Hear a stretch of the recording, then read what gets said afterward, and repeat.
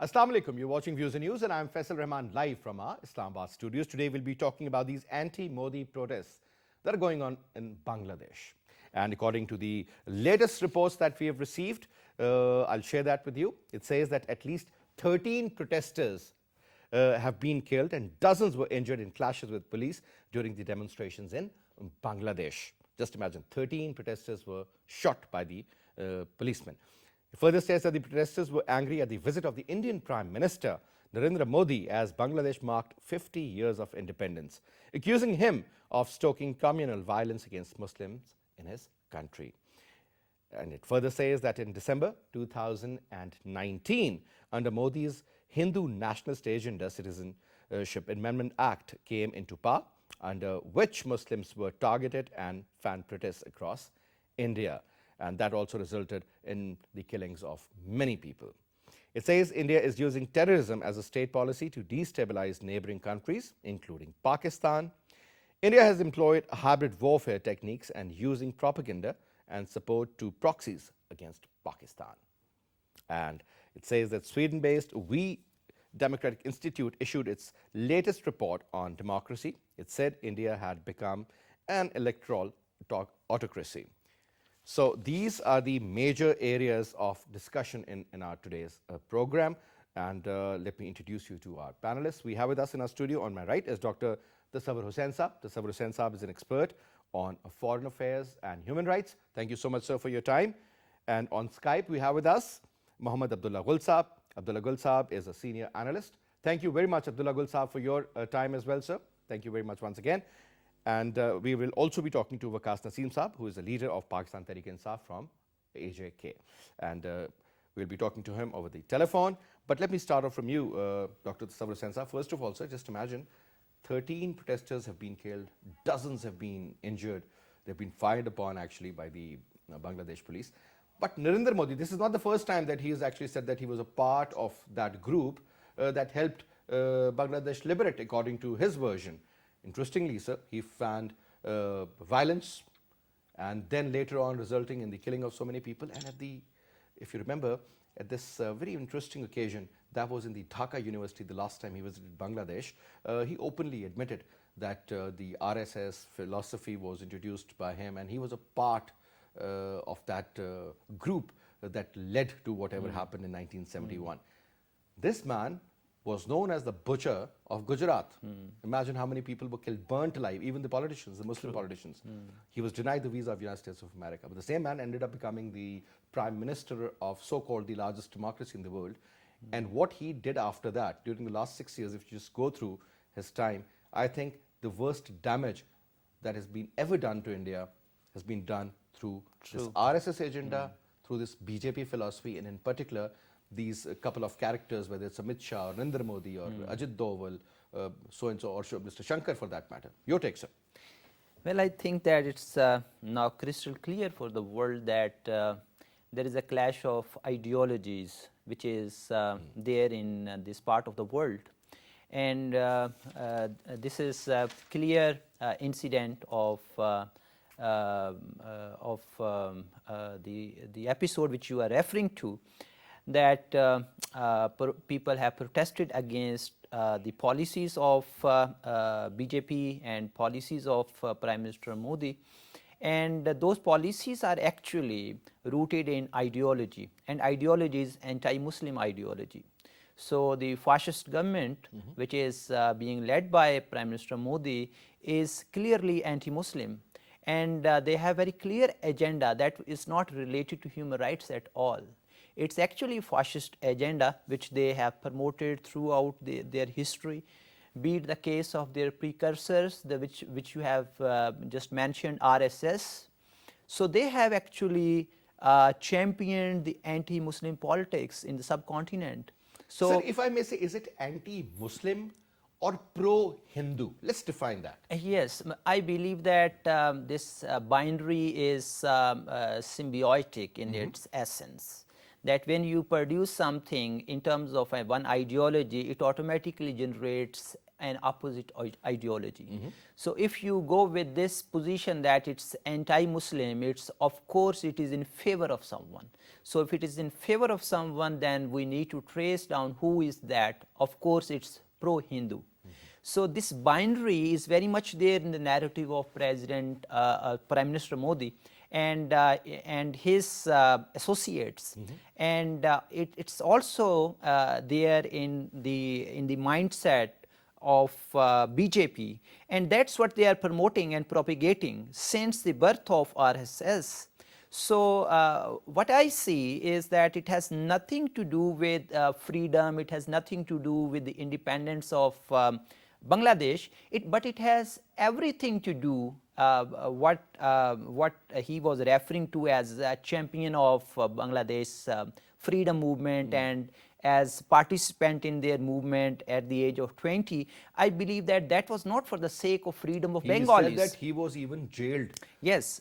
So it means that it was not, he didn't participate for the sake of the freedom of Bengalis. He participated To break up against, Pakistan. yes, so we need to draw a very clear line of difference. There is a difference when you take one position that it was for the sake of someone's independence or it was against someone. So it was against Pakistan, it was clearly anti-Pakistan, it was clearly anti-Muslim. So for instance, if he assumes himself as a champion of freedom and champion of independence and champion of human rights, then why is he himself involved in the killings of Muslims of Gujarat as chief Because if you minister connect there? the dots, you'll understand the whole You case. know, it means that you can clearly debunk his narrative. So you can easily puncture his narrative, because what his incumbent government is doing in India, what are they doing in Kashmir, what are they doing in Muslims of India? So that's not for the sake of And it's freedom. not only related to 370 article Yes. or 35A, it's also about the CAA now. That's true. And that is That's something pretty important and Yes. a lot to It's worry very about, alarming. It's very alarming. especially for the Muslims in the region. That is one of the reasons these people are protesting. That's now, true. coming to you, Abdullah Gul Saab, the interesting fact is that 5 people were killed on Friday, 6 were killed on Saturday, 2 more youngsters, one was 19, one was 23, if I'm not wrong. They also died, dozens were injured, and actually at the end of the day, the Home Minister, Mr. Asaduzzaman of Bangladesh, he literally requested the supporters to bring a halt to this, what is going on regarding the protests. Now, sir, this is what the emotions hold. Now, whatever has been seen is something which people are very expressive about. And the philosophy of RSS, especially in a Muslim majority country like Bangladesh, where there are around 168 million Muslims living, obviously, sir, this is something which is not going to be supported. And as earlier mentioned by Dr. Saab in the studio, that it wasn't for Bangladesh, it was against Pakistan. So we have to draw that thin line. Abdullah Saab, your take. Bismillah Rahman Rahim. Thank you very much. Very interesting topic, I must say.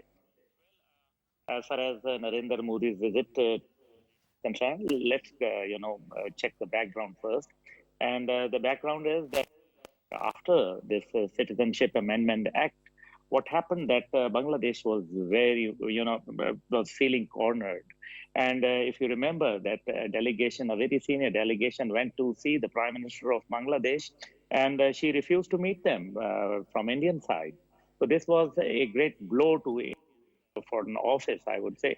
And then what happened, and especially with regard to Nepal, what happened over there, that Nepal and Indian forces were eyeball to each other, This was something, a great, I think, blow to Indian forces as well, because it never happened that threat coming from Nepal.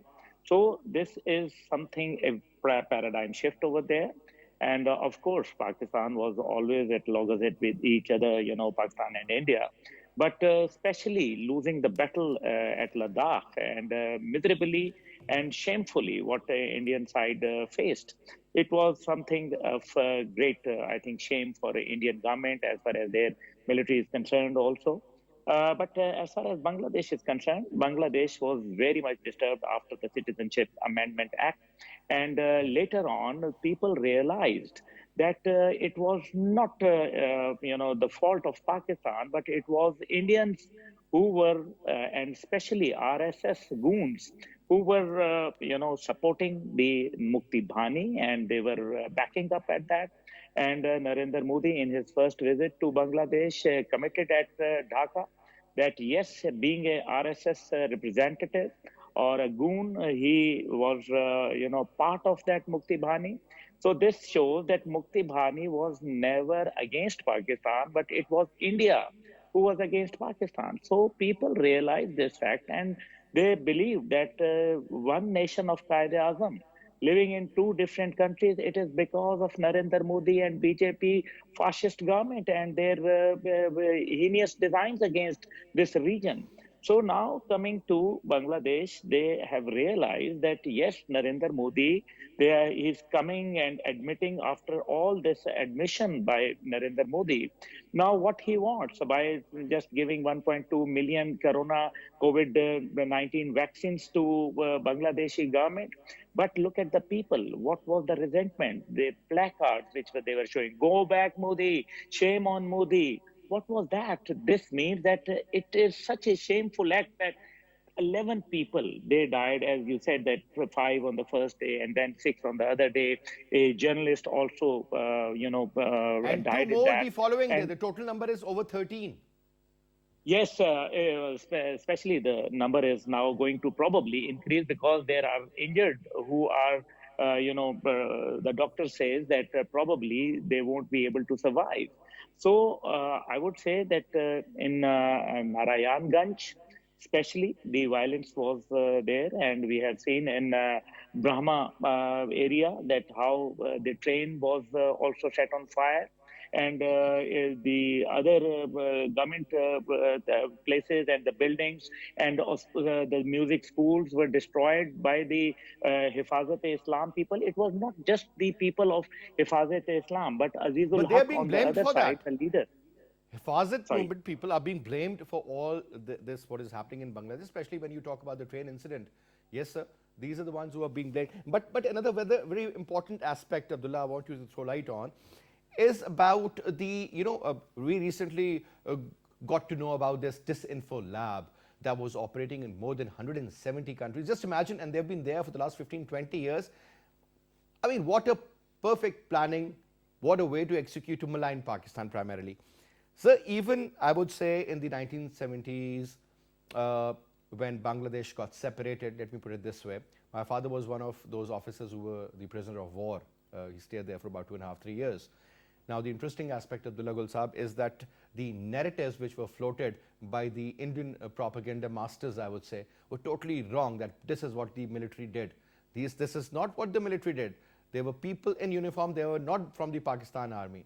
There were people who were operating on the directions of the Indians. There were people who were financed, given these various kinds of weapons to destabilize the region. And this is exactly what they did.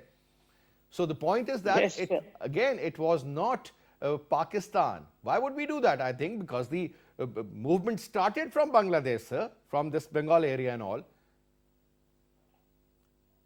well, I would say that yes, you are absolutely right. Hats off to your great father. Undoubtedly, those who were prisoners of war and the way they were treated, all the Geneva Conventions were violated over there. All the laws Correct? of the land and all the the principles were demolished over there. We have seen how they were treated and they were mentally tortured. But Yes. hats off to our great soldiers who fought. And now the people of Bangladesh, they realize, and after hanging Abdul Qadir Mullah and other people over there, the old fellows who were actually fighting for Pakistan until 1974, the constitution was That's correct. Pakistani constitution. So how they were violating constitution? They were not. They were loyal to the country. And rightly you said that Bangladesh movement, actually Pakistan movement was started from Bangladesh and Kashmir. So, but now the people, they understood, the Bangladeshi people, the Muslims, it is not just Hifazat-e-Islam which is to be blamed for it. It is the nation who has come against the heinous designs of India, the hegemony they want to, gain over Bangladesh and this region. This is being rejected by the Bangladeshi, I would say, honorable nation on the very important day, the 50th anniversary. They rejected the close ties between Bangladesh and the Indian side. So, because naturally they know that Muslims, and then they also raise their voice for the people, the Muslim minority in India, Correct, sir. how they are being treated, how they are being scandalized, and how they are being mal treated. So these are all the things which the Bangladeshi people, the nation, has realized, and they have come to the conclusion that yes, the Bangladesh and Indian friendship is not possible. And also they, by doing this, they are putting pressure on their government not to go very close to Bangladesh. They are giving a warning sign. And in past, we have seen that how the Yeah, Bangladeshi people, the nation, they came to the streets on each and every occasion like this. There are a massive protests by the Bangladeshi people. I would say they are very politically aware. absolutely. Now, coming to you, sir, there's another very important aspect. Obviously, when we talk about Hasina Wajid, I mean, she has a lot of grievances because of the elections that were held earlier in 70s, and technically Mujibur Rahman won a lot of seats, more than 95, 96% seats. True. And then eventually whatever happened. Now, and then later on he was murdered by the Bangladeshi army. What I'm saying is, sir, that even that man had said that, there is going to be no more action against the Jamaat-e-Islami or all those who were involved in that movement, or they were anti, Bangladesh movement at that time. They wanted Pakistan to be together. But those people were hanged, those people were killed, and that hatred was very obvious. I mean, you could see the writing on the wall. Now, whenever this family is in power, they have an inclination towards India. Whenever the other party was there, whether it was the former general or the other lady who was also the prime minister, things tilt towards Pakistan. So that balance now, I mean, don't you think that is actually confusing the overall population of Bangladesh? Because majority is Muslim at the end of the day, sir. They have got their grievances, they have got their own concerns regarding what India is doing, because Bangladesh is totally surrounded by the Indians. They don't, I mean, they're squeezed in a way. So, I think external factors are important, which you are referring to. So, be it the case of India or be it the case of any other country, this world is overwhelmingly interdependent world, and it is increasingly interdependent world. And when you talk about countries like Bangladesh, so they have their own agendas, they have their own plans to, and they do chalk out their own plans how to advance in terms of their own economic growth, or how to live up to the expectation of their people, and so on and so forth. But here, I think the most important thing, which is which may be much more interesting to our audience, that what Sheikh Hasina did in her speech, and I actually heard her when she was giving her speech on the Independence Day. She compared BJP, the ideology of BJP, with that of Mahatma Gandhi. And she also compared the Mahatma Gandhi, and who Mahatma was Gandhi. interestingly killed by the BJP Yes, and extremist, right? yes. So what Ji. Again she did, she compared the personality of Sheikh Mujibur Rahman with that of Mahatma Gandhi.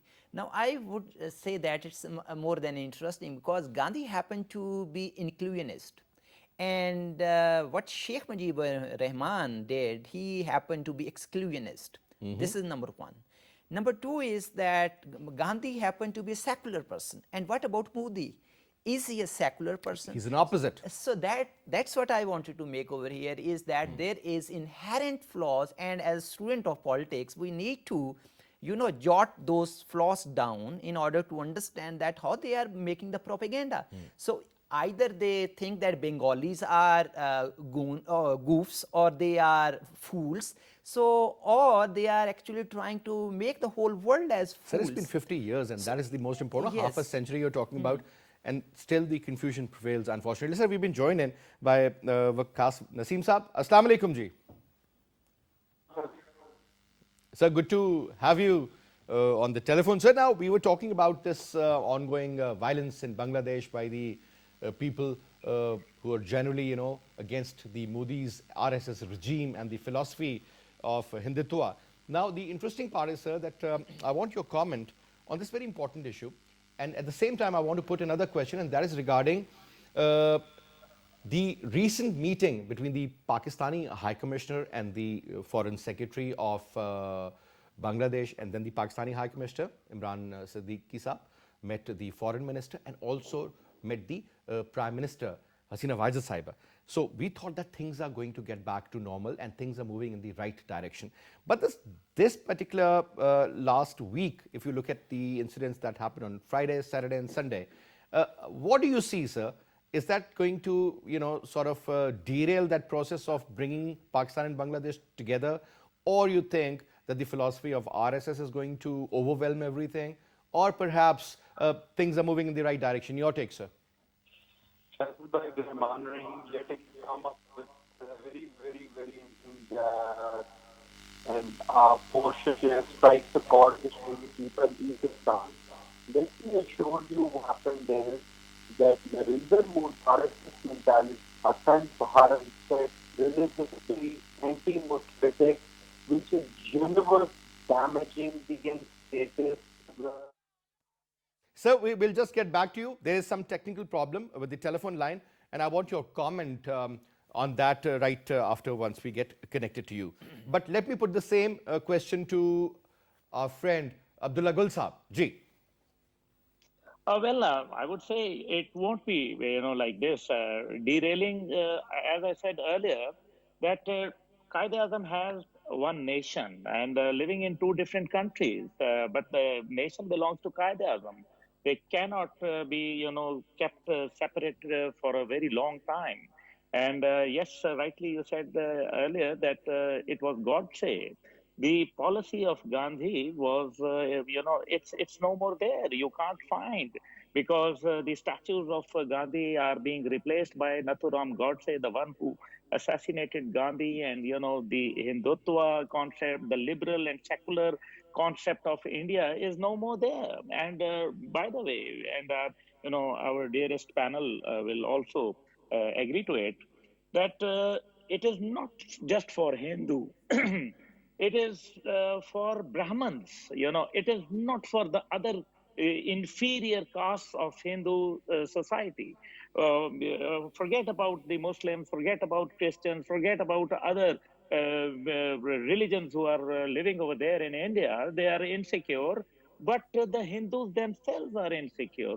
In this global village today, there are untouchable people. How can you say, those who were given earlier the name Harijan, and then later on they wanted to call them Dalit because Harijan they thought is an abuse, the name which was given by Gandhi. So I think there is a huge, problem going on in India. Look at the farmers' situation. The 88% land belongs to India, that belongs to farmers, and Correct? what they are doing, and all the three, rules set by Indian government were ablated by the crowd over there, and the 11 of the talks which they held, they resulted into zero. So I think this is the time that India is facing this, fragmentation. And when they are facing fragmentation, they are actually trying to put all the blame on Pakistan. They, like Imran Saab, the ambassador to, Bangladesh, Pakistani ambassador, a wonderful man. The efforts made by him are, I would say, there are few which we know, but there are many which we do not know. He brought the relationship very close once again. And of course, with the help of our dear friends in Beijing, they also help, because the future of this region belongs with the, it is correlated with China. And China has the dearest and one of the finest trustworthy friend, which we are now into iron brothers. It is no longer the friendship used to call, but Mr. Xi Jinping, the president, His Excellency, himself said that we are iron brothers. So now iron brother relationship is a different, and that is pinching India. They know that Pakistan, being a nuclear country and going into economic activity, and the Central Asian markets are going to be very soon. They are going to be open for Pakistan. This is something making India disillusioned. They do not want to digest this bitter truth that yes, Pakistan, if Pakistan is not on board, whether it is SARC, whether it is any other arrangement, it will not work. So this is something which they wanted to do it for a very, All right. coming close to Bangladesh, going there was very for it is. I would say it will be very short shelved, because the relationship with Pakistan are natural, and India is just a strategic partner. Tomorrow the strategy will change and India will be nowhere. Sir, Abdullah Sahab, the dynamics of the, when it comes to the politics or geostrategic importance, I think everything is changing in this particular region. But coming back to you, Waqas Naseem Saab, if I may put this question to you, that whatever has been happening in Bangladesh, again, this is the pure sentiment of the people, sir. Uh, Primarily, majority is Muslim, but there are certain groups, they always end up showing their feelings through the expression, and they're on the roads, they're protesting, and just imagine the number of people that have been killed. I mean, we are talking about what's going on in, for that matter, in Myanmar. Today, there was a statement issued by Mr. Biden, but nobody is talking about what's going on in Bangladesh for that matter, sir. Nobody has raised a finger. And 13 deaths is not a joke within a matter of 2-3 days.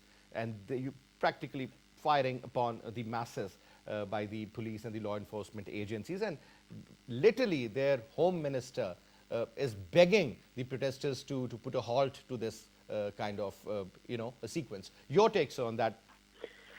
Faisal bhai, sorry I wasn't audible earlier on. I can hear you The perfectly point- fine, sir. Good. Okay. Faisal bhai, what I need to tell you that this is this 13 killed figure, unfortunate, tragic and sad figure is not the bitter reality, is not the bitter truth. These are the government released figures, and I figure out in the high hundreds people being wounded and critically injured. What has happened? What is happening is that this was not financed, this was not orchestrated, this was not government sanctioned. This was spontaneous outbreak of the indigenous people of the area. And this was not localized, means in Dhaka or its suburbs. It was all across Bangladesh. Why did this happen, Faisal bhai? It is because of one reason and one reason alone. RSS mentality, Akhand Bharat mindset, religious bigotry, anti-Muslim politics.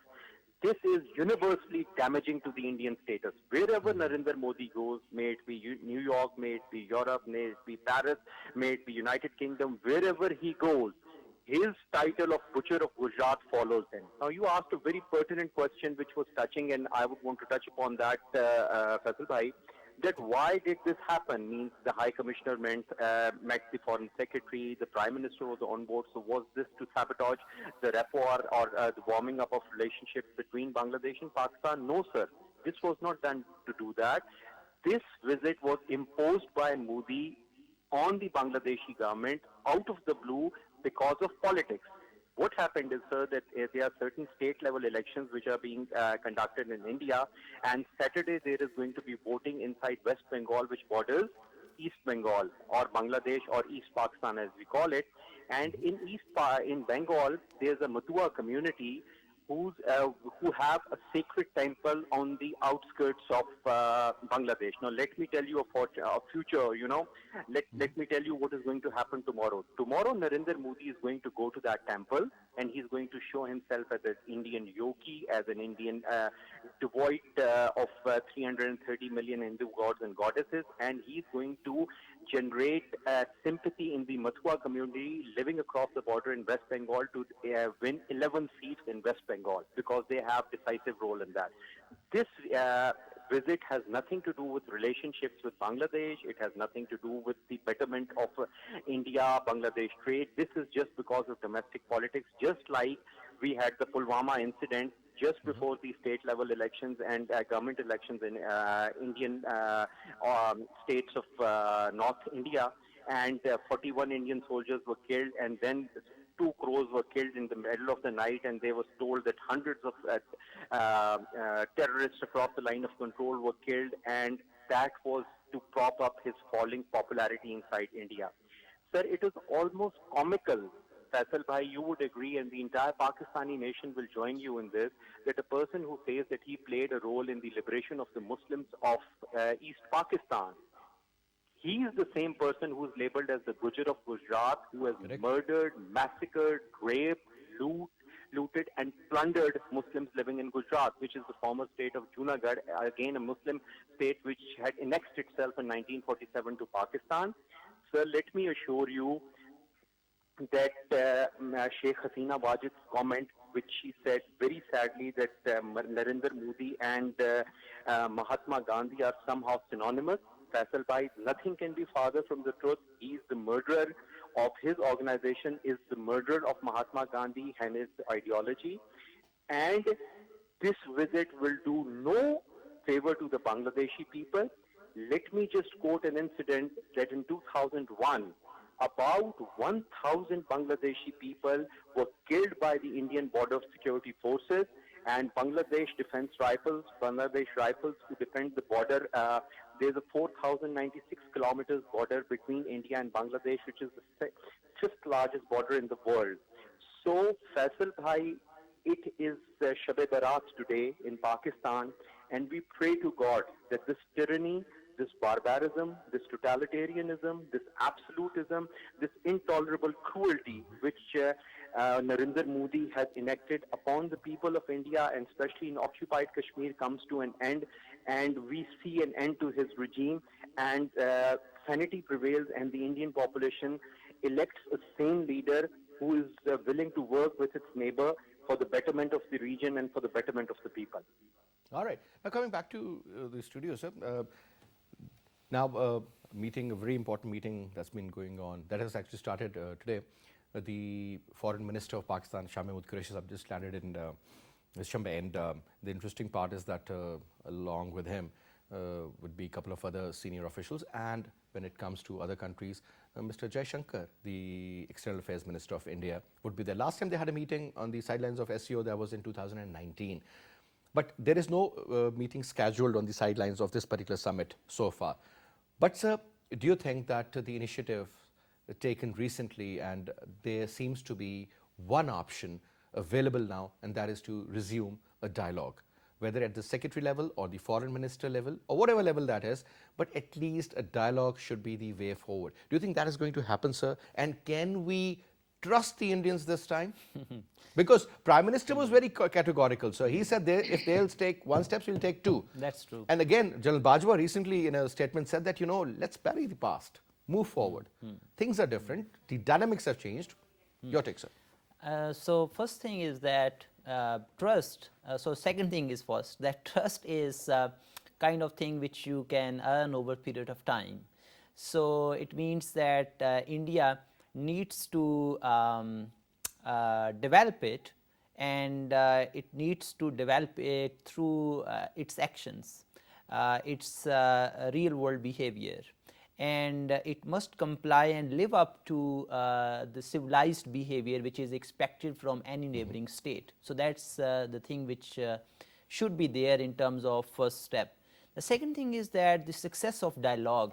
I believe that India is compelled to talk to Pakistan. And why are they compelled to? I believe that the region is changing, and it is increasingly changing towards something which you can say that regional integration on economic grounds. So regional integration on economic grounds, Heart of Asia conference, great. Yes. What about SAARC? So I look at the potential and look at the results, and look at what India has been doing in the last 6-7 years now. When we refer to SAARC, the SAARC is actually India-centric. and it has been India centric. Now what we are talking about in present time, in contemporary time, is actually China centric. So China is taking the lead at this point of time, and if India wants to participate in the economic growth, in progress, in prosperity of its own people, and it wants to sell whatsoever its political rhetoric is, it must have to include, it must has to include whatever the changing is, or the demand of change or need of the time is. So what I believe is that India is compelled to talk to Pakistan, and what I foresee is a kind of conducive environment in the region. India will of course it has to answer its own people, we like it or not, but the thing is that towards the end of the day they have to go back to the people. They need to show up their performance, and what India under Modi has to show to its own people is nothing literally nothing other than in anti-Pakistan rhetoric. And I think that people in the region and people in India are grossly fed up with that type of narrative, because you can sell your narrative for some brief period of time. So all the time, if you But if are you're trying to making capitalize on the Pakistan same narrative all the scapegoat, time, yeah. so your mentality is to make Pakistan scapegoat for everything. Correct. So if there is no prosperity, it's because of Pakistan. If there is hunger, it's because of Pakistan. If there is Anything climate happens, change, they'll blame it's Pakistan. because of Pakistan. So whatsoever bad is happening on the face of earth, it's because of Pakistan. Now there are people in the region, especially because today we are talking about Bengal. Bengalis are very educated people, by the way. I think the most The most. So after Tamils, if I'm not wrong, in India. yes, so it means that they're very educated people, and there in India there is very critical mass as well. They're fed up from this anti-Pakistan, anti-Muslim rhetoric and this whole narrative of BJP. So they want to see something substantial. I think So that is a very, very important so point. they have to. I mean, Modi's government, Modi's Sarkar is compelled to deliver something substantial, and if they want to do so, exactly. for that matter, they So are prosperity, yes. progress, that is what matters at the end of the day. That's And true. he has, shown a great deal of economic prosperity in Gujarat. That's what people believe. But when it comes to so many other countries, I think a lot is happening. And especially when you, earlier, a very important point was mentioned by a friend, Naseem Saab, and he said that the elections in the eastern India, around the Bengal area and all, that is going to be very important. Now, let me put this question, a quick comment from you, Abdullah Gul Saab. You know what happened to Mamta Banerjee recently? She was attacked, she was injured, and but she is having her campaign on the wheelchair. Now, you're talking about the Muslim majority area, sir, around the Bengal and everywhere. And Narendra Modi is going to be there. Do you think, sir, this result is really going to be a very decisive one as far as the politics of the extreme eastern India is concerned, and with reference to Bangladesh, sir? Because this region, technically, it encircles the entire country of Bangladesh, sir.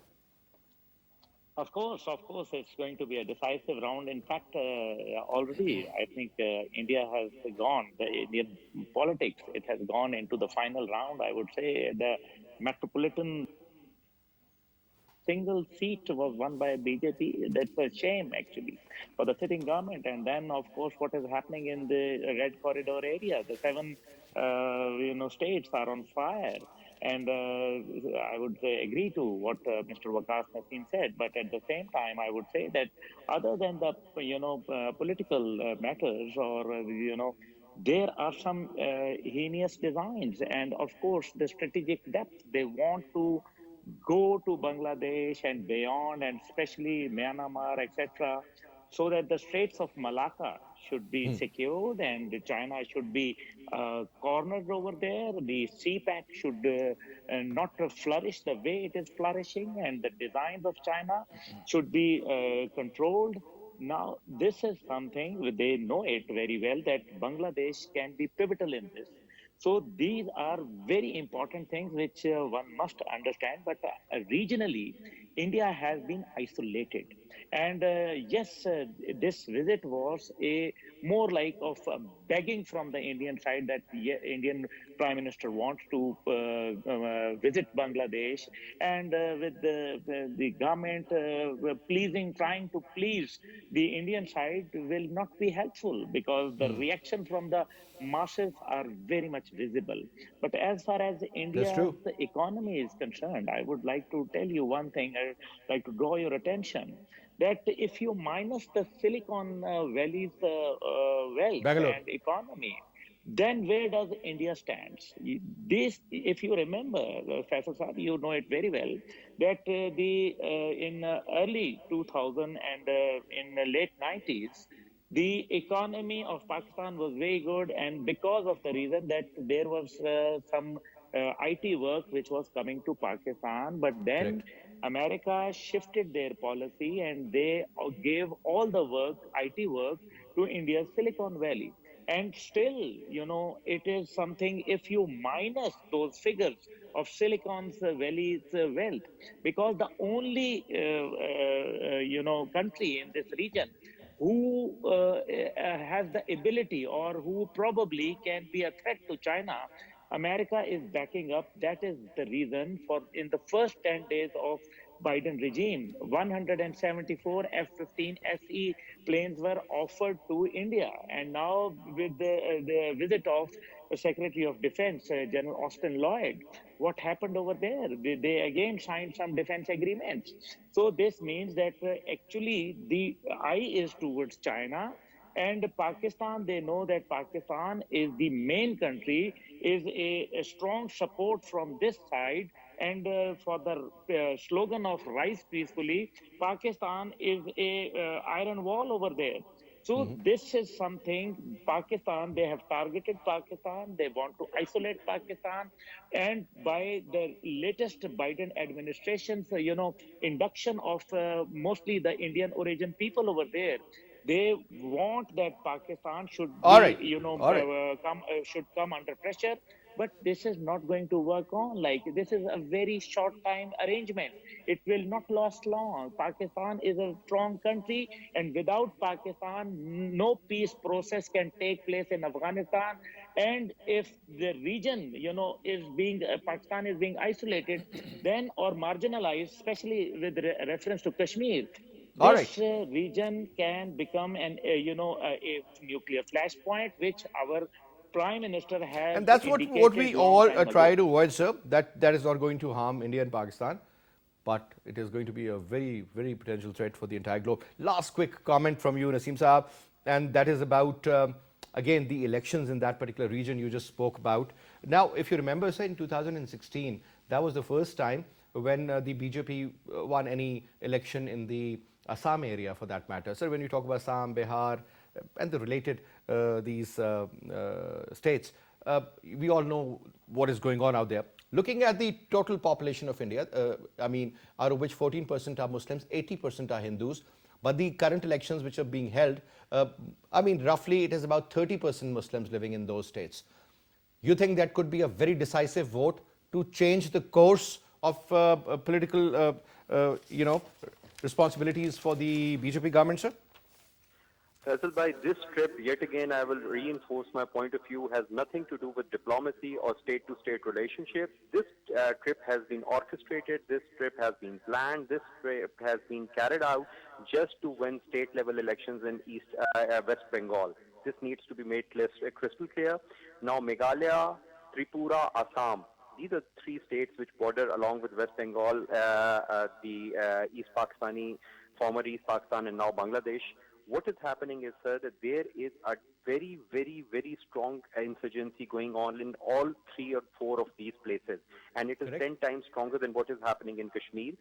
Brother, we need to impress upon the extremist approach of the Indians that Calcutta was a Muslim majority place which was since ancient times created and was lived by Muslims. They could not tolerate that and they changed its names to Kolkata. The same happened with Bombay, which is the largest city in India. It was called Bombay, and then this BJP government of Atal Bihari Vajpayee came and they renamed it to Mumbai. Now, you need to understand, I need to tell the people of the world, and we need to convey this in one voice, that India does not even, let alone being called secular, let alone allowing plural religions, this country does not even endorse names which might be associated with Muslims. Now, there is one point we need to put across, and which unfortunately the Indian media is projecting as a sign of weakness. What our army chief had said a couple of days ago, that we are willing to forget the past and move to Correct. a better future for the betterment of the people of Southeast Asia. In Pakistani subcontinent, I don't call it Indian subcontinent, it is my Pakistani subcontinent.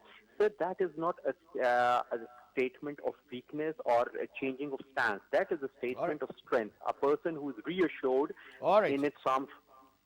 Please. All right. That's Thank you right. so much, Naseem Saab. Thank you so much, Abdullah Gul Saab, for your presence, sir. It was a pleasure having you, Dr. Saab. And that's all we have for this, Saab. I'll see you, inshallah, tomorrow at 8 o'clock. Till then, you take good care of yourself. Khuda Hafiz.